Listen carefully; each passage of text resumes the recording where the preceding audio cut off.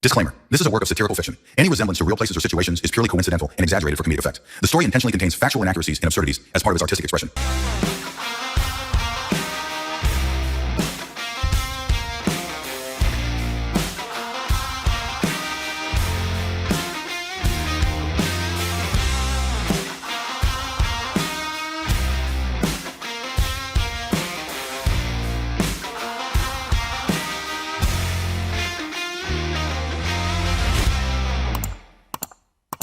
Hello, welcome to the Mark Atwood Show, Adventures in a Cosmic Suit. How are you doing today? It is currently Wednesday, the 15th of October. Last Friday, a massive thing happened in the crypto markets. Don't switch off if you're not interested. You should be, because it's all part of what's going on. But the question is it the Great Reset, the Great Awakening? Who's in charge? What's really going on? Well, over the last, 20 years or so, one man I followed for a very long time is Jeff Berwick. He's the founder of the Dollar Vigilante, the incredible annual events in Mexico called Anarchapulco. And I'm very pleased to say he's here with me today to discuss all of this and what's going on. Hi, Jeff.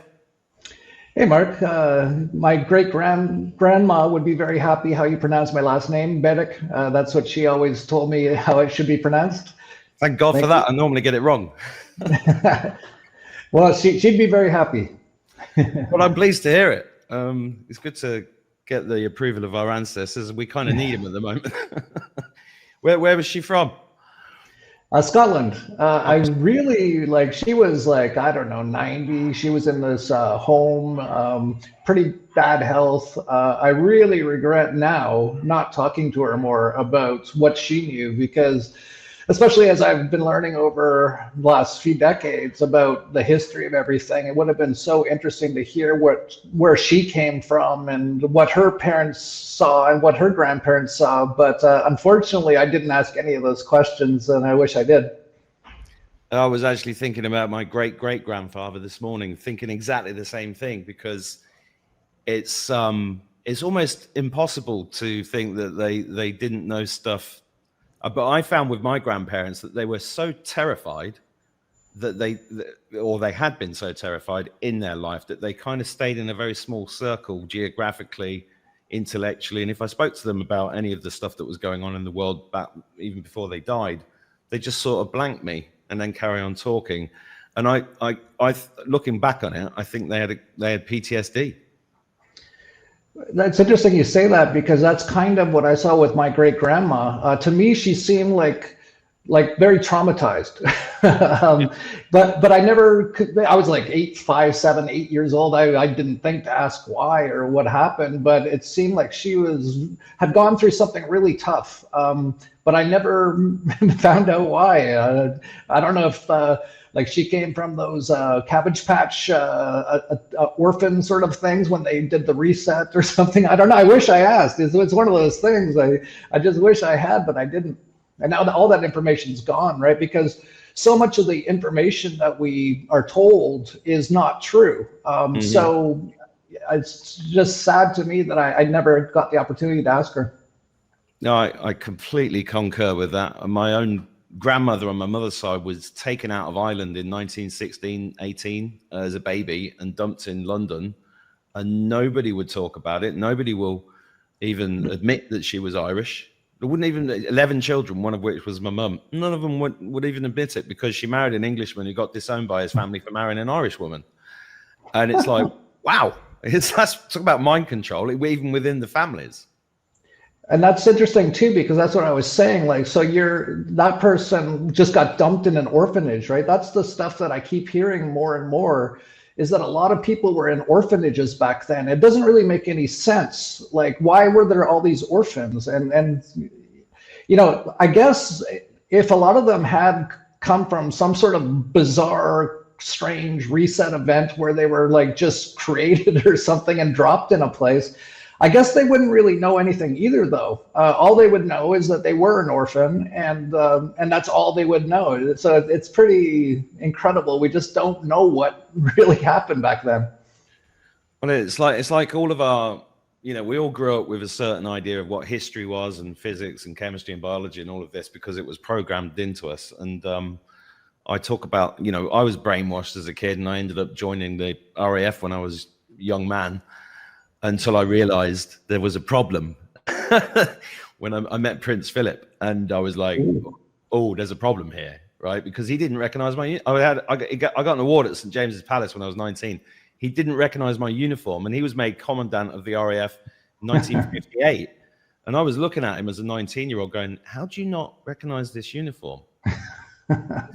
This is something wrong here. That's where it started with me. But I think I first latched onto you because I was, you set up a website in the early days of the .com times, as did I. And I went on to build an online business. And when I read your story initially about how that's, I can't remember exactly what it was. It was like an investment site, wasn't it? Yeah, it was a financial website called stockhouse.com that I started in Canada, but went to about 7 different countries and grew quite large before the tech bubble burst. Yeah, and I latched onto that story because I got decimated in 2009-10 by that crash. And then that's when I'd already studied economics for 5 years. I'd already heard of G. Edward Griffin's book, but not read it. And then I read it, and then I got involved with the solicitors, and then I learned how corrupt they were in the banks and everything. And I really went deep into it. And I think that's when I first came across you and the dollar vigilante, because you were talking about the coming crash, and there were a few interesting people around at the time. But you really sort of crystallized all that with Anarchapulco and the crypto vigilante. And I got involved in crypto, worked in the crypto market for a bit. When I say in the market, I was in London working on a real estate coin in 2017 that went nowhere. But I saw that was fascinating because the amount of money that was when Bitcoin first went to 1,000, 10,000. And I met a few interesting people like John Matonis, and who said to me in a pub one day he had more money than God. And I was like, and he didn't know what to do with it. And I was, this is crazy. But you've always been consistent and helped people to see this coming. And then last Friday, it was 2 days after you'd posted a video that was, prophetic, but it was huge. Did you see it coming that quickly, the way it happened? Yeah, it was actually really interesting. So that crypto crash happened last Friday. So just like, I don't know what day it is today, Wednesday or something. So like 5 days ago. That week on Monday, I was actually meditating in my Tesla plasma bath, and it all kind of like rushed into me. This is what happens to me a lot when I get into like meditative states. I get all this information. But it's not like super clear, but it was very clear to me. Like I actually like almost lunged out of my plasma bath, gasping, going, I've got to warn people, something big's coming. But I didn't know what it was. I just knew it was coming like right away. I knew I had to get out and at least tell people about it. And then, most people aren't going to listen anyway. I used to think, I have to go and really make sure I try to help as many people as possible. Now I still do it, but I just know that it's probably not going to help many people anyway. They're just not going to listen. But I lunged out of the bath and I'm like, I've got to do something. I know something big's coming. I just don't know what it is. And it's like something in the financial markets. And I've been expecting that anyway. So I was like, oh man, it's here. So I actually rushed and put out a pretty big video with like urgent warning on it. And we're right at like, it's about to happen. Something's about to happen. It's about to begin. That's all I really knew. I didn't know if it was be crypto. I didn't know if it was going to be the stock market. I didn't know what it was. So I put that video out, and then right after that, I put out another video. I was like, man, I've got to put out like a bit more on this stuff. So I put out another video called The Collapse, and I said it's coming. And by the time I actually put that video live, like I think within an hour or two, that crypto collapse happened on Friday, which was really interesting, really crazy, because I've been in the crypto market since 2011. So I've seen so many things. I've actually seen Bitcoin go to zero before, after I recommended it $3 on Mt. Gox, when Mt. Gox kind of collapsed.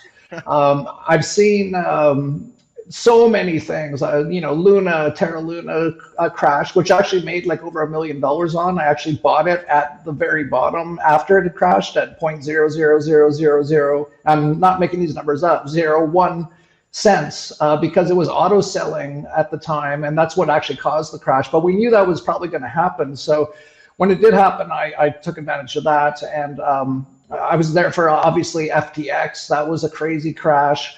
But actually, nothing was crazier in terms of the speed and the amount that we saw on Friday. And of course, it came out right after. Actually, I've actually been digging into it more since then because I still don't know exactly what happened. But at exactly 4:00 p.m. Eastern time, which is the exact time that the stock markets closed, like that exact time, that's the timestamp when Donald Trump posted that he's going to put 100% tariffs on China and stuff, which he's been saying stuff like that off and on all year. So that shouldn't have caused a massive crash. But in the aftermarket of the stock market started to go down about 3%, which is pretty big for the stock market. And then all of a sudden, and we know this now, that there was a bunch of $100 million like massive shorts put onto the crypto markets, like just minutes before Donald Trump sent out that tweet. And all the selling came in, and the crypto markets just got slammed. Bitcoin had its biggest down 1 hour candle in its history. It was down $20,000. So it had a $20,000 down candle. But that was like nothing compared to the altcoins, the other cryptocurrencies. There was things, some of them went down like 99.5%. Many of them were down 80%. Sui went from $4 to 50 cents in like 10 seconds. and so many things like that happened. And so many people who were leveraged long on a lot of those cryptos got absolutely wiped out. And of course, that's, you know, these markets at least, you know, fairly well. So, you know, it's crazy to have your entire net worth on one crypto exchange, long with leverage, even if it's 2x on any crypto coin, much less Bitcoin. And like a lot of these, you know, could drop substantially if anything happens. But you saw a lot of people, they had like $30 million, their entire net worth on one coin leveraged, and they just got wiped out in a matter of seconds. So there was actually even a Ukrainian crypto person who's quite well known, who actually managed funds for other people as well. He got completely wiped out. And you know, I don't mean to make this sound like mean or anything, but he kind of like completed the entire crypto investor life cycle, because he went from zero, he went up to 30 million, and he lost it all in a few seconds, and he ended up shooting himself in the head, they say, in his Lamborghini, which you know, you just have to kind of notice how crazy all this stuff is. But then the crazier thing is that on Sunday, before the stock markets opened, Trump's regime sent out a tweet, and it was like a high school boy. He was like, haha, just kidding. We're all good. I'm friends with Z of China and all this sort of stuff. And the stock markets opened up. And by the time the crypto markets saw that tweet, a lot of the cryptos, they weren't back to where they were, but they were up quite a bit from their bottoms at that point. And it was like almost nothing happened, except we found out, and actually one of the traders that actually shorted massively the crypto market, it went really viral online, which I always pay attention to, because if things go viral, it's usually for a reason. And it showed that one trader made $80 million in like a few seconds after he shorted just before the tweet went out. And here's something very interesting. The very next day, Forbes put out that Barron Trump has made over $80 million in crypto, which I think is them basically just laughing, saying, yeah, they did that. They made probably billions of dollars from it. And it was just, you know, for fun to make some money, because they knew they could. They've got the power of Donald Trump's tweets. They've got things like BlackRock all in the crypto market now, Wall Street. They probably all coordinated to sell all at that one time to cause this cascading crash of leverage. So yeah, very interesting. And as far as how it plays into everything else, I think this is just a warning shot of what's about to come.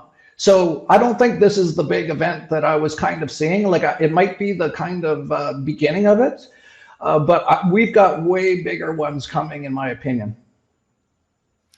Well, you've been talking about the crash of the American economy. I mean, a lot of people watching this know that was always a plan. And what's interesting is that, some people are welded to certain ideas and about the outcome of all of this. And well, that's why I wanted to talk to you, because I know that you've spent so many years digging into this that I have to listen to you, because I just respect what you've done so much. Do you want to explain to my audience, some of which may be thinking might not even be interested in crypto, but the thing is, what's happening in the crypto markets, what's happening with money worldwide, and the geopolitics is going to affect everybody. So could you just give a little bit of more context in terms of your journey in order to why you set up the Dollar Vigilante? Because I know we've touched on it, but a little bit deeper, what that message is and what you've been, because you have been helping a lot of people to protect themselves from this coming event that you knew was coming for a very long time. Yeah, so just like you, in 2001, my company basically collapsed after the tech bubble collapsed, and I had no idea why, but my partner tried to actually kill himself right after, and when he got out of the hospital, he jumped out of an 8-story building and landed in a small fountain. Broke all the bones in his legs and stuff. And he came to my apartment on crutches, and he handed me G. Edward Griffin's book, The Creature from Jekyll Island. And my company had just collapsed. And I read that book. It's it's like a phone book. I read it in about 3 days. And I was like, why didn't anyone tell me this is how the system works? The central banks, it's all basically kind of like a scam in many ways. So then I kind of went on. I tried to travel the world. I bought a sailboat. I actually sank it 1 year to the day after I bought it in El Salvador. And I traveled by backpack to about 100 different countries, just trying to figure out what's going on in this world. And along the way, I started to learn about Austrian economics and libertarianism and anarcho-capitalism. And I thought that was incredible information that hardly anyone knew. But because I learned about the Austrian economics, as I was traveling, I think I was in Thailand at the time, the 2007, 2008 massive collapse happened. And I was expecting that to happen. I was actually in contact with a person who has become my partner, the Dollar Vigilante, Ed Bugos. At the time, we were on like a Yahoo Finance Austrian economics chat board with a lot of the smartest Austrian economic people on it.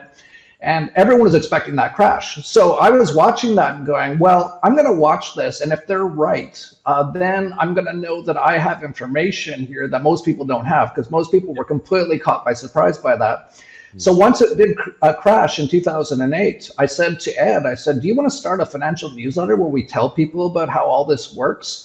And how basically the entire system is going to collapse at some point, and fairly soon. We started in 2010. I said probably by the end of the decade, which was kind of interesting, because really the beginning of this collapse that we're currently in, that most people still can't see, started in February of 2020 when they announced the COVID's program, the operation.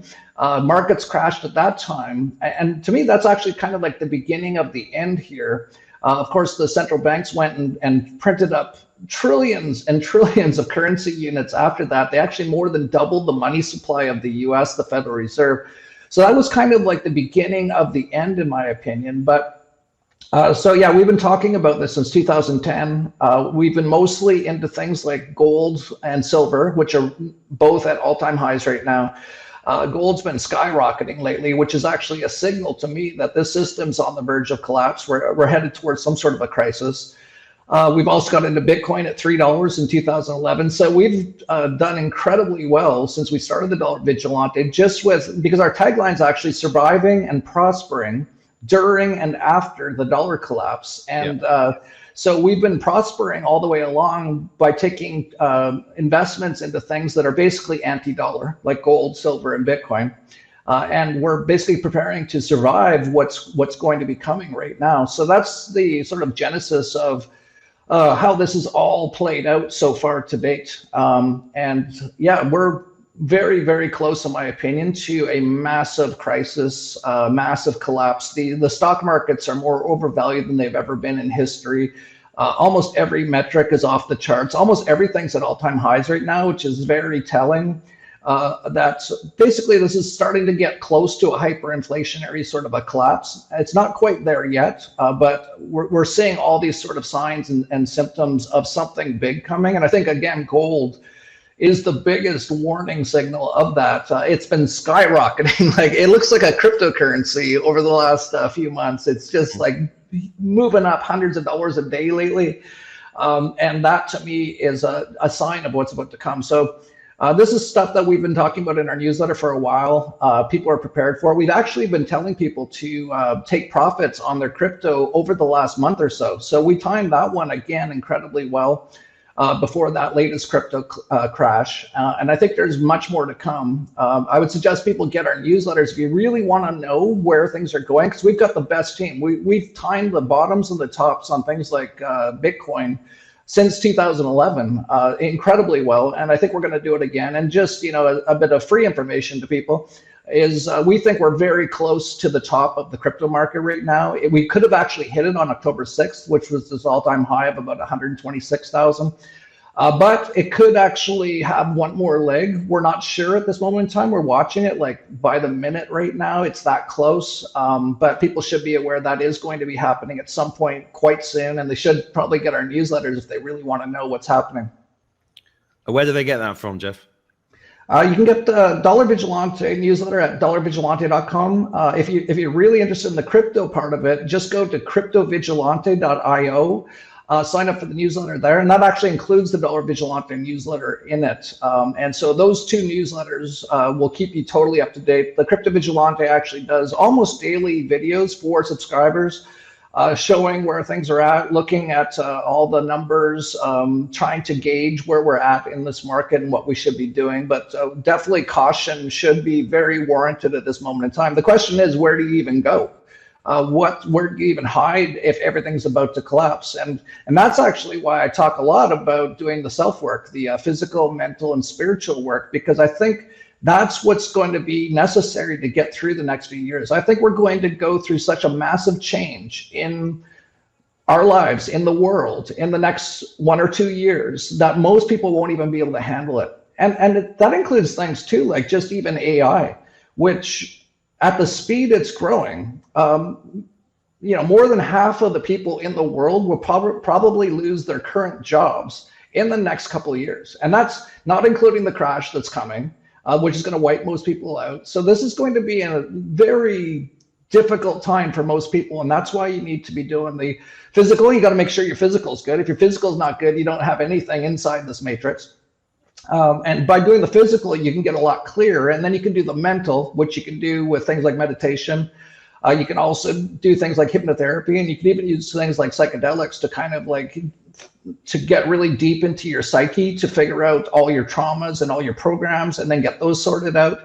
And then you can connect on a spiritual level because you'd be cleaned out physically and mentally. So then you can really connect. And I would suggest just meditation every day, that sort of a thing to connect. And that's where a lot of the stuff to me comes from now. Like even the crash last week, it just came to me because I was just meditating in a plasma bath, which is incredible, by the way.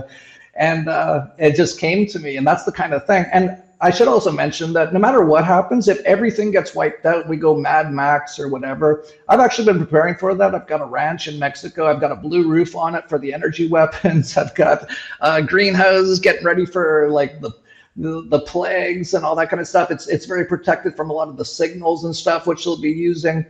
But even if that happens, I'll be generally fine because I know what this is, because I've done the spiritual work so much now that I just know this is all an experience created just for us. And it's the most amazing experience ever. and even if you lose, like if I lost like everything, I'd still be generally okay because I know that nothing in this life, like material items or anything, means nothing. And obviously you can't take it with you anyway. And I think a lot of people got trapped into this materialistic type culture and stuff like that. And they're going to have to go through a learning experience, because that's what this is like a big school, a big a show, your own Truman show for you to come here and learn things. And a lot of people, if they're really tied to a lot of like the materialistic items, they're probably going to lose them, and that's going to be a learning experience for them. Yeah, so I've been getting ready for this for years. I've been preparing for this moment that's coming for years, like about a decade, really, both in the financial and also in the spiritual sort of angle on things. And that's what I really recommend everyone else tries to do as well. Well, most of my audience are definitely on the spiritual side of things, and everything you just said is exactly what we've been doing. Awesome. Sorry? That's awesome. I didn't know that. I don't know your audience very well.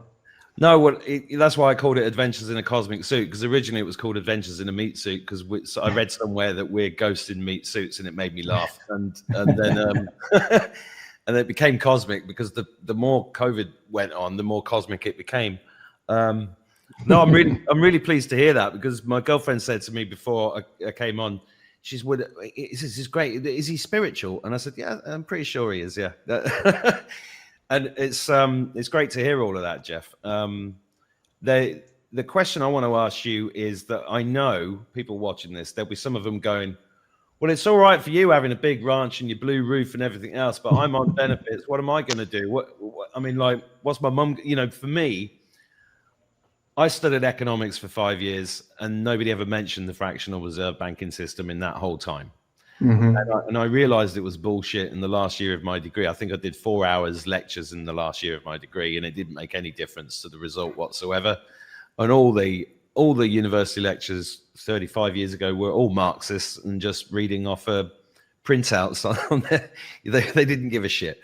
And you know, when I first realized about the fractional reserve system, I was angry initially. And I have touched upon money in this podcast, but I don't focus on it because it is a spiritual journey, but there is a pragmatic side to this. And I love, you know, you embody all of that brilliantly. Now, I do want to talk about the Tesma plasma bath, and I do want to talk about a lot of other things in more depth, but I want to ask you a question on behalf of the viewers who are sitting there who are now terrified after what you've just said. Because some of them are going to be like, well, this is terrifying. And I describe myself as an apocalyptimist. Yeah. So me too. For me, it's, you know, it is a spiritual experience, and it is for us as individuals. And meditation, I did a video about this morning, just go to 0 point and then you get everything you need. But there are still people, I'm trying to hold people's hands. This is why I set up a healing center, because it's a hand over the bridge. Right. And it's just to help them, because as you said, I came to the same conclusion that if you do take care of yourself and in every way, you do get a better connection and you do make better decisions, and you realize, I mean, it's like one big fucking ayahuasca journey at the moment, isn't it? It's nuts. Yeah, I've said that a few times. This whole last 5 years since the COVID seems like a crazy DMT trip. It is. That's exactly what it is. But for those people that are terrified after hearing the prognosis, what can they do on a practical level? You know, because we've run a crypto course on this podcast to help people. We've taught 80-year-old grandmothers just with a mobile phone how to just get some and not be silly with it as a kind of sensible thing to do. You know, for me, it's been pragmatic. If you can, get some gold and silver. If you can, get some crypto. Don't put all your eggs in one basket. Don't leverage yourself. Don't take risks that you can't afford to lose.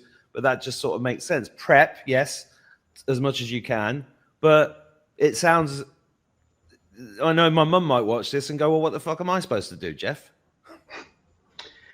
Yeah, no, I get it. It is hard, and I do the same. I'm just trying to help people hold their hands through all this. I would say if you're watching this and what I just said terrified you, that's something you need to look at yourself about, because there's literally nothing that anyone can say, anything that would terrify me, because I know what this all is. I'm very connected. And so I would suggest you do that work, because if you've done the work, the self work, and especially the shadow work, you will realize that there's never anything to fear whatsoever. So if anything I said terrified anyone, you need to do that work. That's the only thing you should be focused on. Forget about everything else. Forget about investments, what's going to happen to your pension, all this sort of stuff. Your pension's going to disappear, just so you know. But you can get prepared for it by actually doing that work. And if you do that work, you won't be anywhere near as scared as it happens, and you'll actually be in a position to be very clear-headed and guided by source, because you'll be very open to the signals and the intuitions you get. You'll probably go on to do something unbelievably great. In many ways, a lot of these things that a lot of people have tied themselves into their entire lives, which, you know, being on benefits and their pensions and all that. In a lot of ways, those are very negative.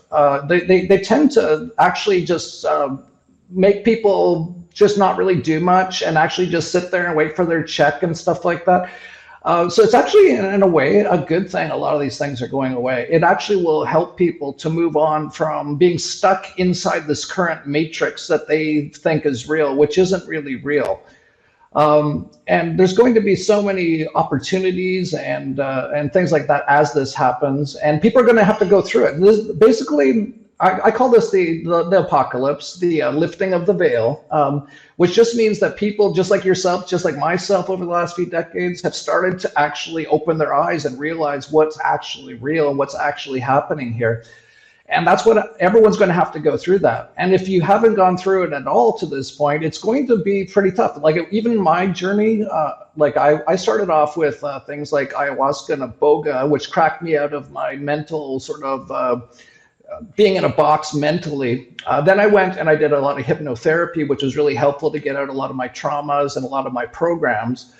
Then I started to meditate, and I've been meditating for about 10 years now, at least 6, 7, 8 years, sometimes up to 5 hours a day. Like I do a lot. I did probably an hour or two today in my plasma bath again, stuff like that. And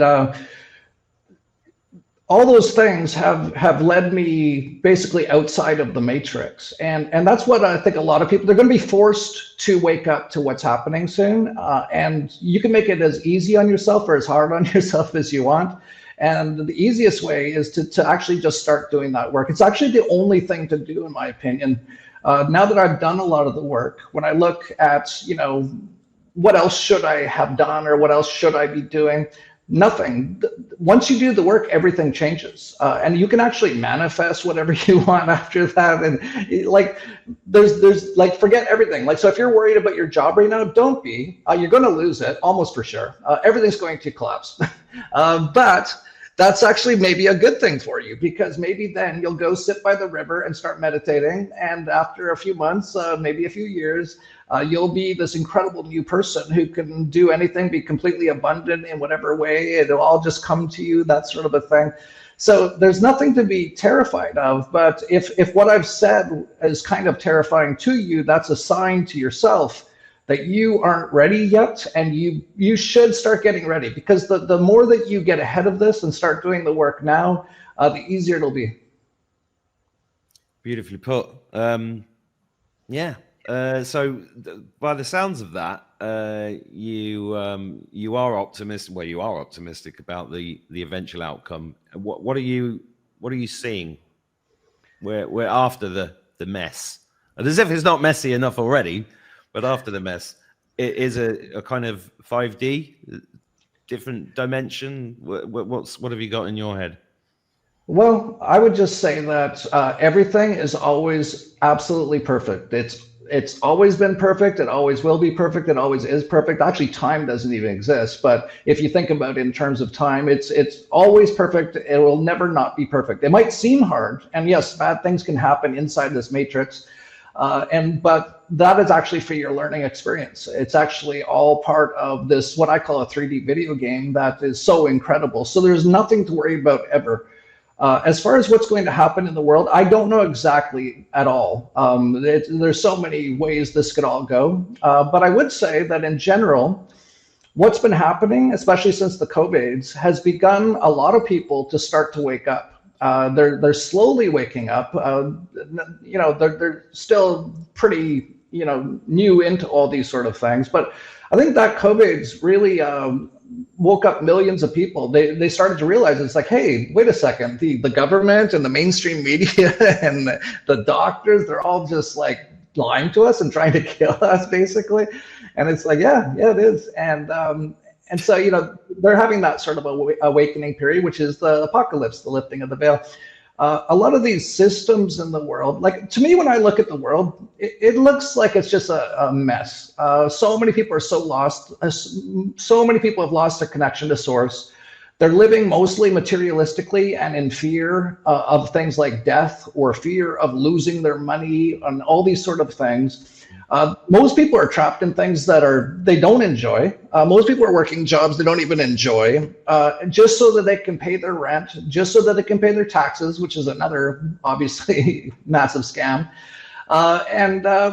So when a lot of this collapses, I think it's the best thing actually for humanity. I think this is going to be awesome, but a lot of people might not make it through it because they won't be able to handle it. And so that's why I'm saying what I'm saying right now is if you start doing the work now, you can probably get to the point where you can at least handle it and get through it. And once we get through this collapse, and I think this is like a spiritual level collapse, we could move on actually to a world that no one will even believe. And actually, I do follow a person named Christoph Melchizedek who is incredibly incredible. And he says there's going to be a bifurcation between now, this year, 2025 and 2032. And if you do the work, you'll go on to this incredible world. It's going to be like a Christic world. It's going to be so amazing. Currency is actually going to be how connected you are to source and stuff. I know it sounds crazy, but that's what he thinks. And I actually think that is a possibility as well. And then he says the other people who don't do the work and they get trapped into that, they're going to go on their own timeline, which is going to be this smart cities, injections, enslavement, and basically horrible stuff. And that's going to be what they're going to have to learn. They're going to have to learn through that. So that's what he says. I don't know. I definitely can't say for sure that's going to happen or not. But I can kind of see where this is all going. And I can kind of see that we can kind of create our own reality in what we do. And so that's why I say the only thing to do, there's nothing else to do.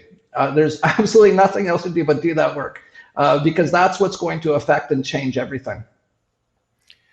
Yeah, I totally agree. And in the middle of, I want to ask you just a personal question, really. Like, I mean, when COVID hit, I knew it was coming. And when it actually hit, I was like, oh, it's finally here. I was like, in a way relieved, and another way like, whoa, I mean, the energy of it was unbelievable. You must have felt the same. I'm just asking you out of personal interest. What was it like for you when that kicked off? I'm trying to think back because it feels so long ago now, but it's funny. It's only been like 5 years, but it seems like a lifetime. And actually, I say everything now is pre and post COVID. Like when I think about anything, I'm like, when I put it into a box, it's like, well, was it before or after the COVID? Because everything changed after that. So back then, actually, I was still drinking alcohol. I was meditating, but I was drinking alcohol and that sort of stuff. And I remember when it first hit, I was actually kind of angry. And the reason I was angry is actually pretty funny because it's something so small. But it was right in the middle of the, I like hockey, I'm from Canada, and it was right in the middle of the NHL season and they canceled the games. Yeah. And that made me like angry. And so I actually was like, I have to expose, because I knew kind of what it was. I knew within days that it was not what they said it was. It was not a virus and it was not killing lots of people. And I found out, over weeks and months, all the evidence of that. This was a complete operation. And then I pretty quickly caught on that I could see where it was headed and I knew this because I had watched what they did with the HIV/AIDS, which is also an operation. That was not what they said it was. And what they did was they used random number generators. They'd get everyone to go to their doctor, the guy in the butcher coat, take a random number generator, and sometimes it would say, oh, you've got it, you've got the HIV. And then they'd start crying. They'd start to believe they've got it, which would actually make themselves sick. That's how powerful your mind is. And then they'd give them some drugs from Dr. Fauci, who was doing that one as well, and the drugs would kill them. And then they go, oh, look, the AIDS, it's so bad, everyone's dying. It was the drugs, just like it's the vaccine with the COVID. So I saw that as well. But you know what actually happened is, it's kind of funny because I was still kind of like not where I am today. So I was drinking, I was still traveling a lot to a lot of conferences and stuff. And of course, when I traveled, I'd end up drinking a lot and I'd fall out of my meditative practice and all that kind of stuff. And the COVID's actually ended all that. And I didn't even have hockey to watch. So it was actually one of the most best things that ever happened for me personally. I was like, well, there's no hockey to watch. I don't have to go to any conferences. Everything's shut down. And I just ended up getting more deeper into my self-work. I started meditating even more. I started focusing more on my self-work. And that's actually led me to, so many amazing things since then. So at the beginning, I was a little angry because the hockey was stopping. And that too also showed me something. So I learned from that. I was like, wait a sec, why am I so angry that like the hockey stopped? And I was like, I had to look at that. I had to go meditate. What's going on there? And it's like, you're like addicted to it. It's like, and like I grew up on skates in Canada.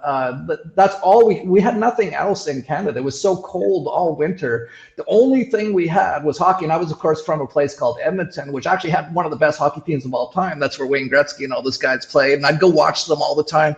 And I didn't realize that, because you rarely do when you're addicted to something. But I was addicted to hockey. So I actually had to learn how to get over that addiction. I started to realize I had all kinds of other addictions, including the alcohol, and started to work my way through all that stuff. So in many ways, the COVID stuff actually was one of the best things that ever happened to me personally, which is kind of interesting, because for most people, it was one of the worst things that ever happened. Well, this is funny, because I went and did a speaking tour in America in 2022, back when they still you had to be vaccinated, you had to have evidence and all of this. So I got a load of fake papers, and I was queuing up to get into America in Dublin, because they have the desk before you get on the plane. And everybody was being pulled off and interrogated, everybody. And I was stood there with all these fake papers going, what the fuck is going to happen and I just got this, you're going to be fine. And I got there and I just hit the papers down on the table. And the guy looked at me and he just looked at me after looking at the paper, didn't look at them, just saw the pile, looked at me in the eye and went, do you have any tobacco on you? I went, yeah, I've got some fags in the bag. And he went, welcome to America. I was like, what? And I was walking in, looking over my shoulder going, what the fuck? And then I got on stage in America and I said, this is the first thing I said. I said, COVID was the best thing that ever happened to humanity. And I was expecting tomatoes. And nothing happened. And I got cheers. And I was like, oh, this is good. There are people that get this, because we can see who everybody is. Nearly. I say nearly because there's going to be there are questions around. Or one of the questions I wrote down here is, who are they? You've said they a few times, and I think that's a big question that people are arguing about all the time. Who's the good guys? Who are the bad guys? What's really going on? What does Jeff Berwick think about that question? Who are they? Well, I should say that there is no they, there is no you. We are all one. We're having this experience. We're all in the mind of God. But inside this current experience, which I just call the matrix, which is basically what it is, because actually this matrix according to Christoph Melchizedek, has been taken over by non-human entities for a long time.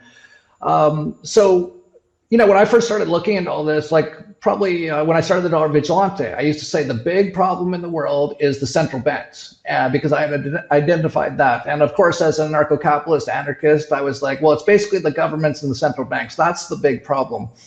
I learned over the years that is not even close to the biggest problem. In fact, actually, the biggest enemy that all of us have is our own mind. It is what causes any and all of our problems. And that's why you have to do the work, so you can get control of the mind, so you can actually create the realities you want. But that said, in this world, it is pretty crazy. And I went down the rabbit hole of the Jews, for example, especially after that false flag attack that Israel did on itself in 2 years ago. And it was very obvious. It's clear. If anyone has eyes to see or ears to hear, that was not what they said it was. So they actually attacked themselves, is what actually happened, to do this genocide in Palestine, to take over all that land, which actually Donald Trump fully supports and all that kind of stuff. So I started looking into that. I was like, holy cow, yeah, there's something definitely there. There's people who call themselves Jews, which actually most of them are from Khazaria, which is another empire, which I discovered. And I look into that, and then you start to realize that these people are in some sort of satanic pedophilic death cult. And that's actually partly from this area called Khazaria, I think. And that's the people who are mostly have control of most of the major things in this world. And that means the governments, the media, the central banks, all these sort of things. So I started to realize that. And then as I was, learning more, I met people like Christoph Melchizedek. He was basically saying that it's actually a non-human entity that actually feeds off of human suffering, that's trying to keep itself alive because it's actually lost connection to source. And it actually uses these people to create all this horrors on earth. So when it comes to who's they, at the end of it, there is no they. This is all an experience. But in this current experience, in what I call the matrix, which it basically is because it's been created by this non-human entity, those are the things that seem to be causing most of these problems. But they actually live off of our own fear, depression. They live off of all our negative energy. So if everyone were to do the work and actually realize what I kind of realize, they would actually go away almost instantly because they'd actually lose all of their source of energy that they need to survive. So again, there's not really anything to fight. It's actually all within you. The actual thing to do is do the work yourself to become realized or actualized inside this body, which means to become completely, have your oversoul completely in your body, be completely connected to source. And if everyone does that, or even if anyone does that, it changes everything. And so there's actually nothing outside of you to battle. Your biggest enemy is basically your own mind, and your own mind's creating most of these problems. And if you figure that out and you get your mind under control and get connected to source, then you'll realize there's absolutely nothing to be worried about, and there actually won't be anything to be worried about because people are mostly creating this with their own minds. You just reminded me of the story. My mind must be pretty good because back in 1987, I was in Canada, and I went up in a Cessna 152 with an F-16 pilot's daughter, and she flew me over Vancouver Island and then did a steep turn looking down on this big mansion house. And over the intercom, she said, "You see that house?" I went, "Yeah." She goes, "That's the headquarters of the Satanists." I went, "I'm sorry?" She said, "I spent the next 2 weeks in Canada looking around, going and thinking everybody's a Satanist." And it's been like that ever since, really. What do you think to Three Eye Atlas, Jeff? I don't know anything about it. I mostly am just meditating. I'm watching things like the crypto market and stuff. I'm looking at all these psychological operations like the Charlie Kirk operation and all that. That was insane. None of that was what they said it was. Just like 9/11, just like the moon landing, just like all the wars, all that kind of stuff. I've had a few people sort of mention it to me. What do you think of this 3i Atlas or whatever? I actually haven't even looked at it.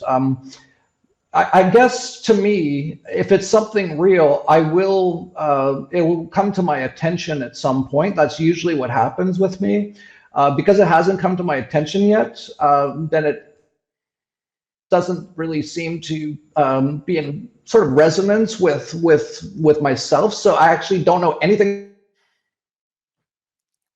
And we've got a bad signal. We're creating a bad signal. About the aliens, that was interesting. well, we're creating it all, so there must be a reason for that. Yeah, I guess I'm not supposed to talk about the aliens at this point. Well, that's the funny thing. I kind of briefly. It's too interesting not to look at, and it actually popped up for me last night in a dream, and that's how I get my guidance and from myself, presumably. But yeah, it was very interesting because I saw it personally. I mean, it's just like a movie, isn't it? It's just a Matrix movie. Yeah, it's awesome. I don't know what it is either, but it's interesting. It's the best. This is the best 3D video game ever created. Like, I'm giving it 5 stars as soon as I can, as soon as I'm done this portion of the game. I couldn't have imagined that, growing up in the 1970s in Canada, barely getting to know my great-grandma, wishing I did later, watching the hockey, getting all into the hockey, then discovering the world's run by satanic pedophiles and trying to figure out how that all works, and eventually leading myself to doing the work to connect back to source.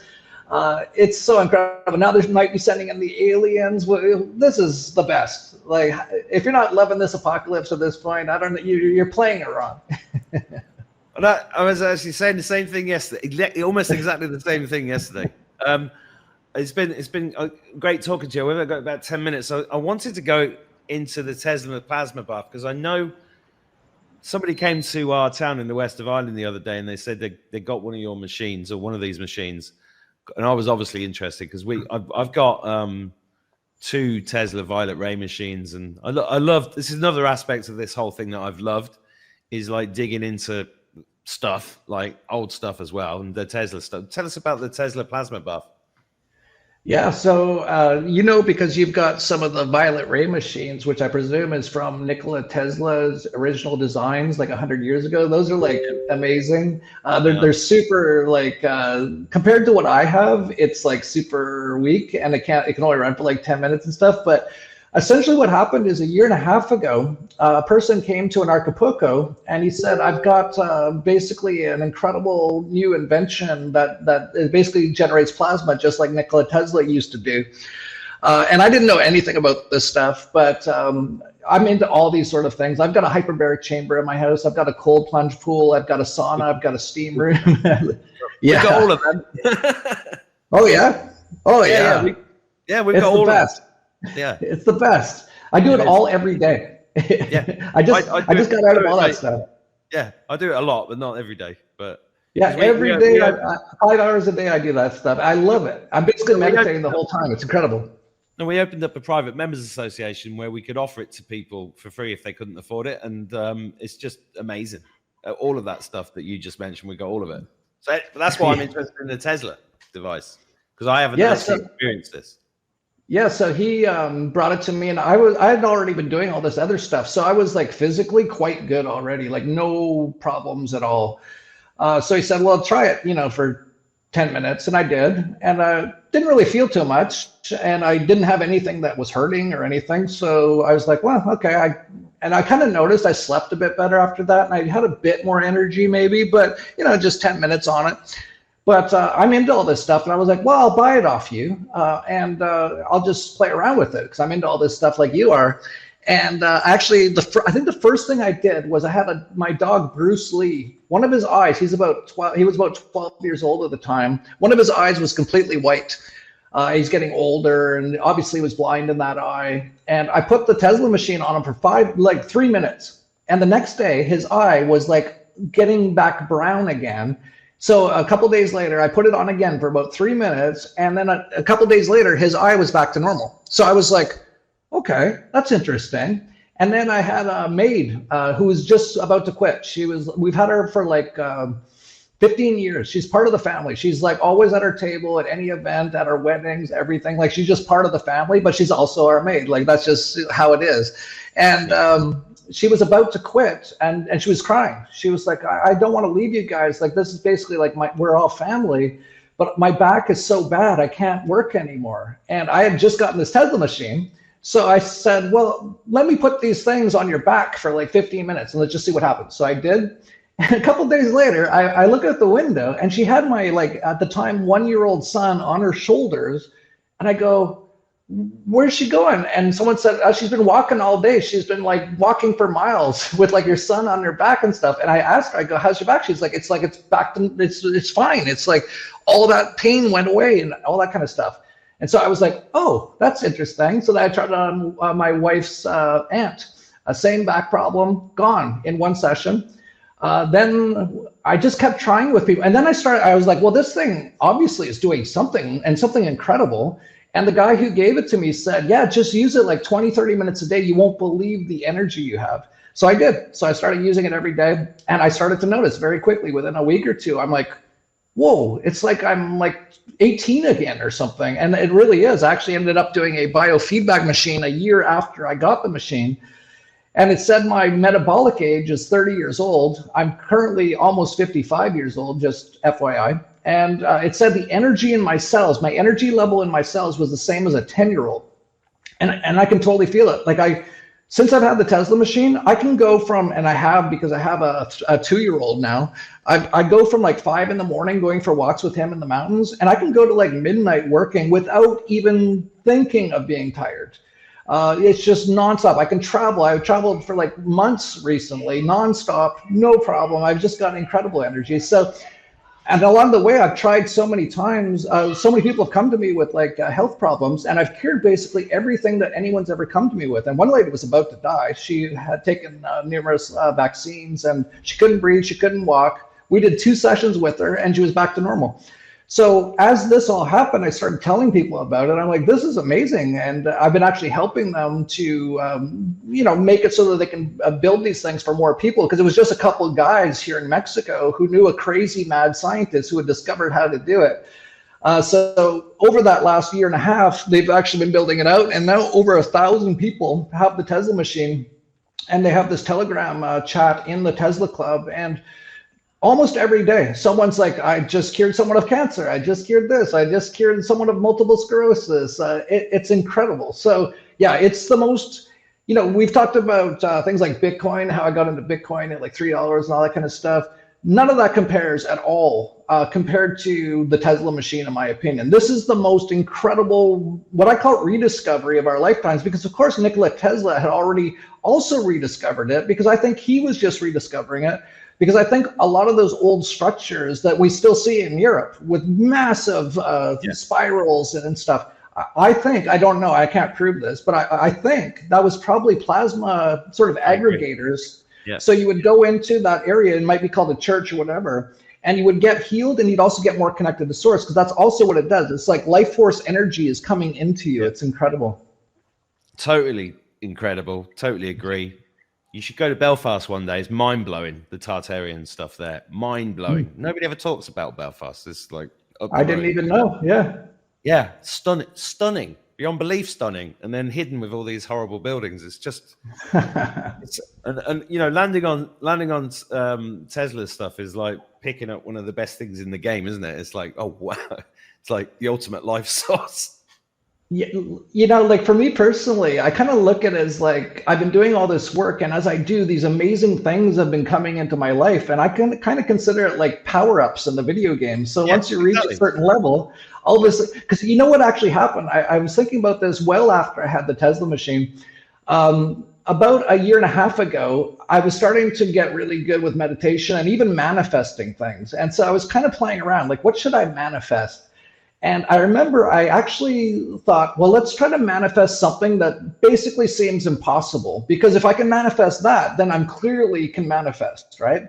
And so I forgot all about this until like a year and a half later, but I actually said, okay, I'm going to try to manifest that I become younger, and like noticeably younger, like I'm 25 years old again, like everything just returns to that level, which doesn't seem possible, right? From what we know about in general, how humans generally age and stuff like that.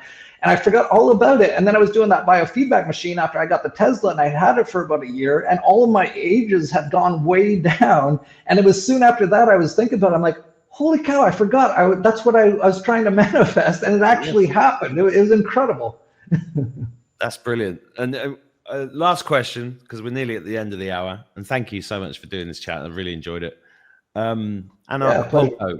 Acapulco is still happening. And tell people about that, because that's, I think I told you in a message, I was supposed to come to that 2 or 3 times, but I got stopped by a spouse.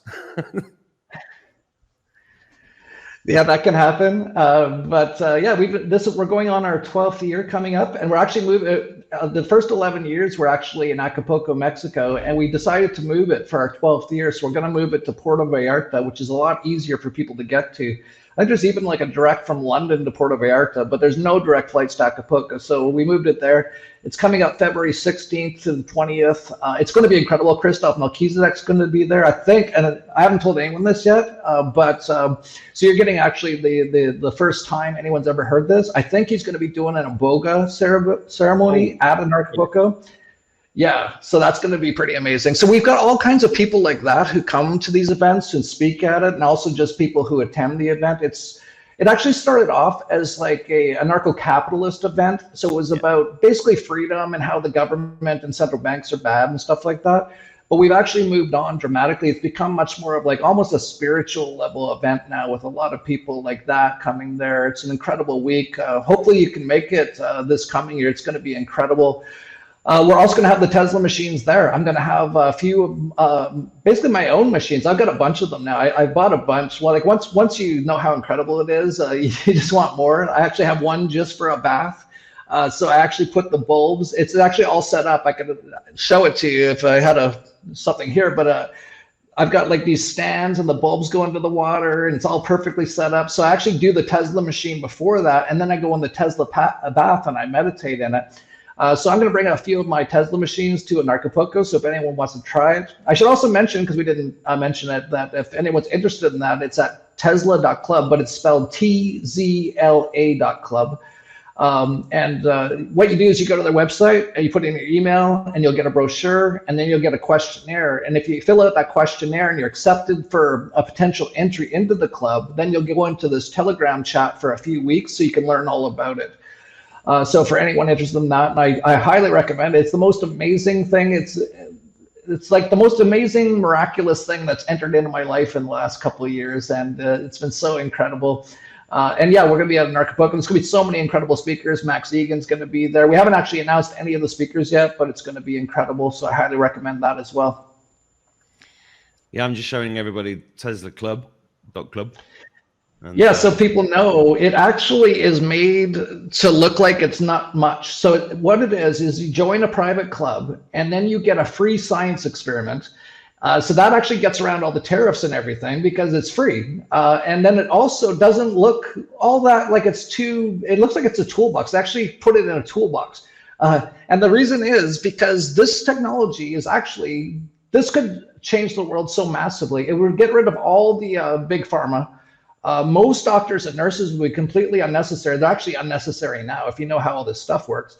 But people would just be healing themselves just with this machine. So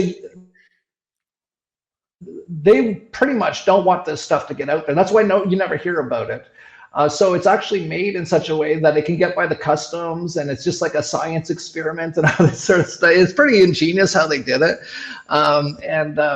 Yeah, so it's incredible. Like I highly recommend it. And it's even more than just the machine. Like once you're in the club, there's incredible people in the club. They've all gravitated to it. A lot of like healers who know about like things like hypnotherapy, things like herbs, things like, what cures certain things. So it's actually like a health club that you get a lifetime membership in, and then you get a machine as well. So you're basically healing and curing anything that you and your family have. And if you have any problems, you've got people there to consult with you. It's actually really incredible. It is incredible. And I have looked at it and I do want one.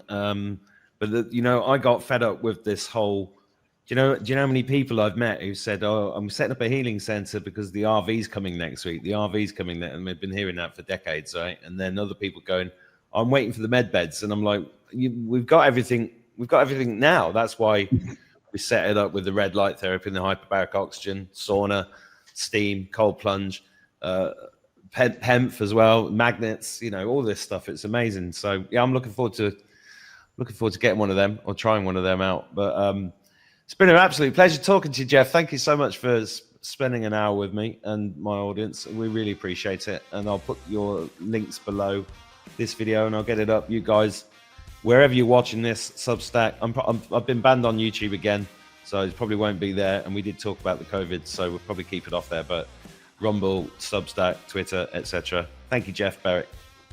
Thank you, Mark. Peace and love. Yeah, take care. Have a great day. See you guys.